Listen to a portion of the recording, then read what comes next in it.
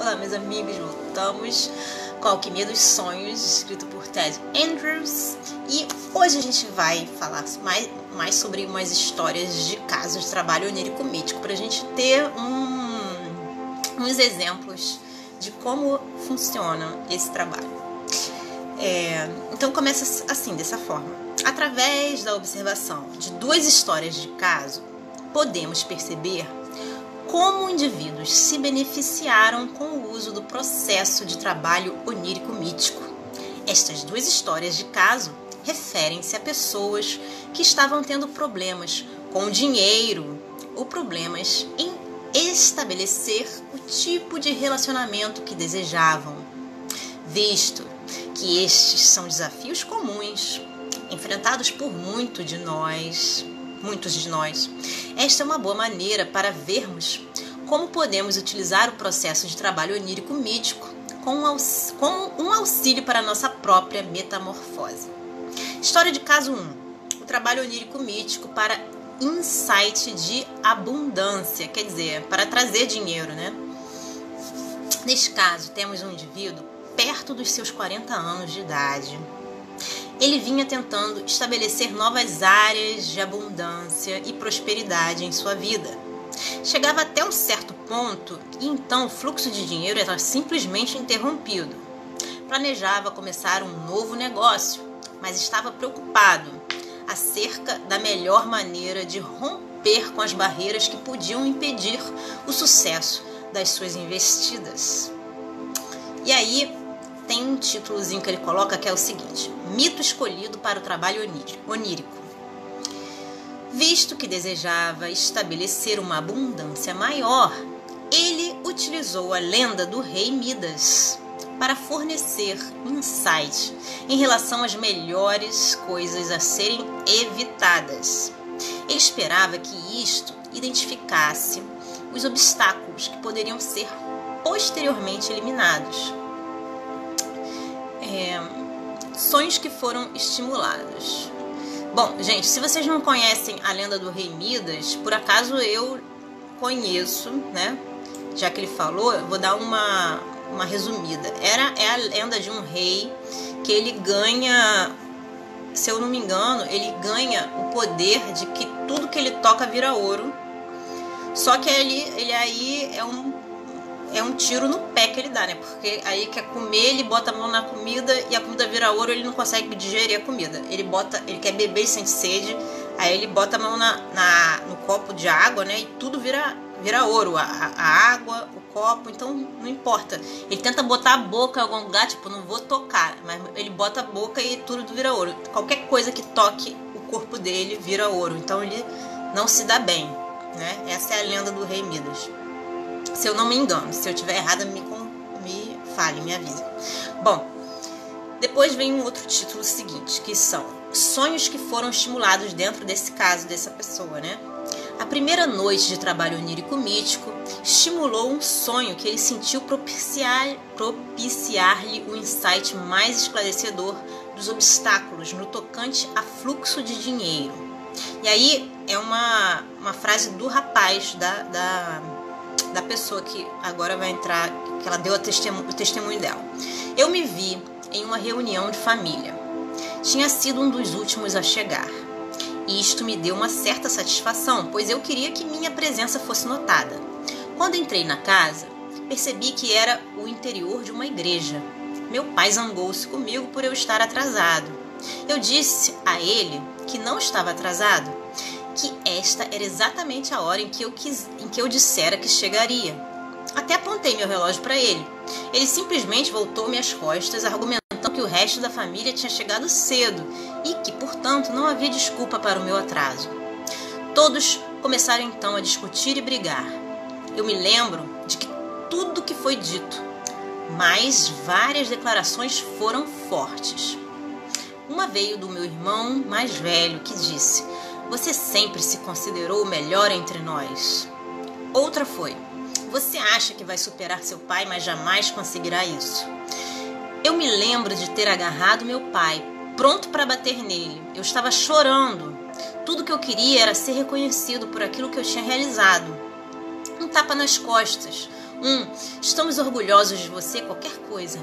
Lembro-me de tê-lo soltado e de virar minhas costas a eles. Parei, encarei todos e disse: eu não preciso de vocês. Posso ser bem-sucedido sem a ajuda de qualquer um de vocês.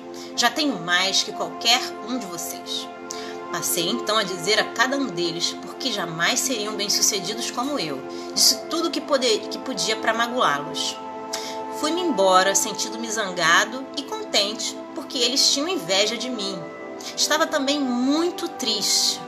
A última coisa que vi foi o desespero estampado em suas faces. Eu havia destruído suas próprias ilusões e acordei chorando. E aí tem um outro título que o autor coloca: Insights e Impressões. Bom, ele escreve o seguinte: este homem lembrou-se, enquanto relatava seu sonho, de um período em sua infância no qual ele queria juntar dinheiro para comprar um presente de Natal para seus pais. Normalmente, os irmãos está escrito aqui, cotizavam, mas eu acho que não é essa palavra, eu acho que está escrito errado. Mas dessa vez, os outros membros da família haviam decidido comprar seus presentes separadamente. Eles se juntavam para comprar o presente, né? Mas dessa vez eles escolheram comprar cada um presente. À época, ele tinha cerca de 9 anos de idade e muito pouco dinheiro para comprar um presente sozinho. Disse que havia se sentido tão à margem e tão mal por não ser capaz de comprar um presente que aquele Natal foi um dos piores que ele já havia passado. E ninguém percebera o fato ou aparentara se incomodar com ele. À medida que falava, ele começou a trazer à tona antigas ideias e emoções acerca da abundância. Viu grande parte da sua abundância amarrada à sua família. Percebeu um conflito entre ter dinheiro e o que isto representaria em relação às outras pessoas da sua família. Ele queria ter mais que qualquer outro em sua família. Achava que, se fosse próspero, isto faria com que os outros se sentissem menos bem-sucedidos. Uma parte dele queria que isso acontecesse, outra não. Havia aquela parte dentro dele que não desejava fazer com que as pessoas se sentissem mal, como ele se lembrava de ter se sentido quando não tinha dinheiro para comprar um presente quando era criança. Por ter levado essa sacudidela, ele percebeu por que suas investidas financeiras anteriores tinham êxito até certo ponto e então atingiam um período de estagnação. Havia também uma questão quanto à espiritualidade e o dinheiro. Uma parte dele sentia que não podia ser espiritual e ter dinheiro ao mesmo tempo. Isto foi refletido no cenário do sonho. Ele entrou no que se pensava ser sua casa somente para encontrar-se em uma igreja. Sua família havia sido muito religiosa e vivera com poucos recursos financeiros, apenas o suficiente para atender às necessidades. Enquanto conversávamos, exploramos maneiras de resolver esses conflitos.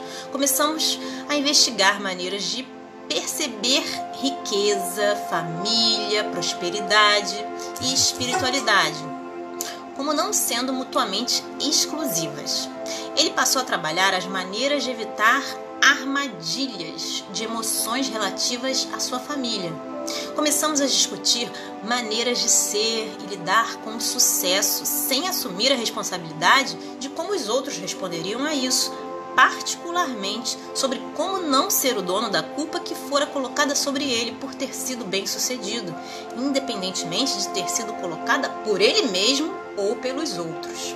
E aí tem a segunda história de caso, trabalho onírico mítico, para elucidar a inveja e os ciúmes. Isso é muito importante, muito legal. Então vamos lá. Neste caso, temos uma mulher com 20 e poucos anos que estava atraindo muita inveja negativa e respostas rancorosas dos seus companheiros de trabalho. Ela era ambiciosa e motivada e sentia que os outros se ressentiam desse fato, apesar de estar confessadamente realizando coisas no ambiente de trabalho que julgava benéficas a todos. Ao mesmo tempo, estava confusa, pois apesar do seu sucesso no trabalho, ainda sentia dificuldade de fazer amigos ou encontrar alguém para um relacionamento mais profundo e pessoal. E aí temos o mito escolhido para o trabalho onírico. E ele escreve o seguinte: em virtude das duas questões predominantes, inveja e ciúmes, e a ausência de relacionamentos pessoais satisfatórios, a fábula da Branca de Neve e os 7 Anões foi utilizada no processo de trabalho mítico dos sonhos por um período de 4 dias. Olha, gente, que interessante. E eu não preciso explicar o que é essa fábula, vocês sabem muito bem, né? Agora, como que essa fábula tem a ver com essa coisa do inveja e do ciúme, né? Deve ser a Rainha Má, né? Porque a Branca de Neve, ela tenta fazer tudo de bom, mas ainda assim ela produz inveja e ciúme na rainha, né? E os relacionamentos pessoais satisfatórios, aí eu não sei, será que é por causa do príncipe? Faço ideia. Vamos lá, vamos seguindo. Bom, sonhos que foram estimulados. Embora ela declarasse que raramente se lembrava dos seus sonhos, 2 pequenos cenários permaneceram com ela durante seu trabalho onírico mítico. Sonho número 1. Ela diz assim, a menina: eu me vi de volta à minha família. Tinha cerca de 12 anos novamente. Estava na cozinha com meu irmão e irmã mais novos. Meu irmão é 2 anos mais novo que eu e minha irmã 6 anos mais nova. Eu estava preparando almoço que eles levariam para a escola. Lembro-me de estar apressada, como se estivéssemos atrasados. Estava preocupada com o fato de estar atrasada, pois teria problemas. Eu estava muito transtornada, especialmente por causa do meu irmão, que não havia lavado direito a louça do café da manhã. Sabia que se minha mãe chegasse em casa do trabalho e visse aquilo, todos teríamos problemas, especialmente eu. Estava agitada, tentando refazer a lavagem e ainda dar conta de despachar meu irmão e minha irmã para a escola. Não disse nada ao meu irmão, mas fiz bastante barulho com a louça para que ele soubesse que eu estava refazendo o que ele não havia feito corretamente. E aí, o sonho número 2. O segundo sonho passou-se na escola. Eu me lembro de estar atrasada para as aulas e de não falar com ninguém enquanto corria para dentro da escola. Sabia que várias pessoas tinham ficado chateadas por eu não ter falado com elas na minha pressa, mas me lembro de ter pensado que ajeitaria a situação depois. Quando cheguei no corredor, onde se encontravam os armários, não consegui achar o meu. Não era capaz nem de lembrar do seu número, entrei em pânico. Finalmente, fui para a área onde sabia que o armário ficava e abri um. Embora ele não tivesse nenhum número, meus livros estavam lá. E à medida que eu os pegava, percebi que meu dever de casa estava feito pela metade. Eu estava morta de medo. Nunca deixara meus trabalhos escolares ficarem atrasados. Como iria explicar isso? Enquanto corria para a aula e o sino tocava, lembro-me de ter pensado que isto iria afetar minhas notas em geral. Quando corri para a sala, acordei tomada de pânico. Bom, e aí vem os insights e as impressões. Esta pessoa era altamente motivada e ambiciosa. Era também, confessadamente, um pouco perfeccionista. Mencionou ter se lembrado de ser responsável pelos seus irmãos mais novos várias vezes por ser a mais velha. Ela era responsável quando sua mãe não estava em casa.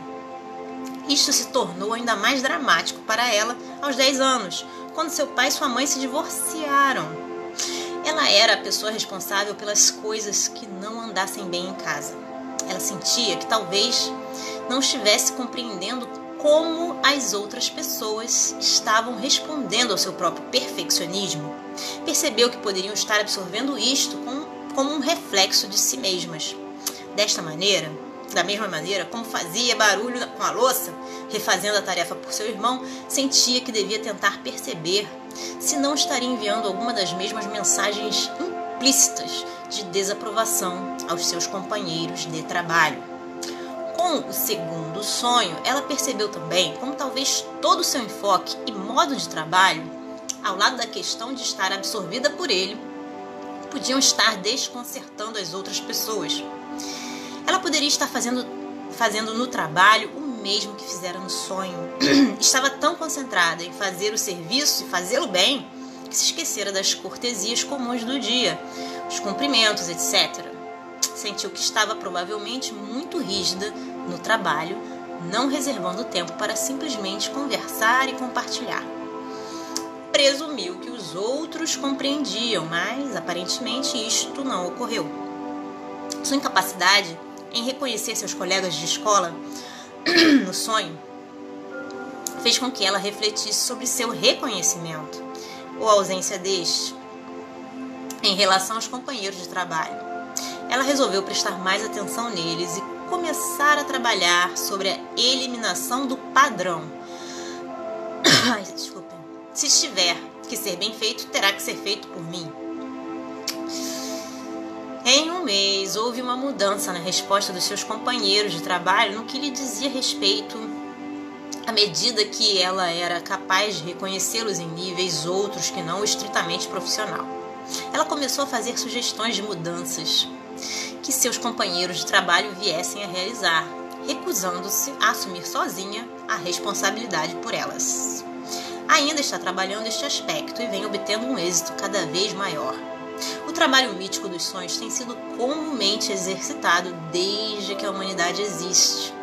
Estas histórias de caso nos mostram que, através da sua prática, aprendemos não só a trabalhar com energias mundanas e espirituais, por meio da linguagem, da simbologia e do poder da imaginação, mas também como manipulá-las. O trabalho onírico mítico é uma forma de arte. Deve ser tratado com respeito, pois nos revela a natureza de outros universos. Seu uso é parecido com os períodos de preces e elevação espiritual, pois energiza o espírito e o alinha com o plano físico. Não é um processo de fuga da realidade ou de vamos fingir. É um poderoso processo de transformação. Compreende o processo alquímico de moldar energias amigas e a criação de novas com uma consciência mais ampliada e direcionada. Bom, gente, espero que vocês tenham gostado dessa leitura tanto quanto eu. Um grande beijo para todos, até a próxima. Tchau, tchau.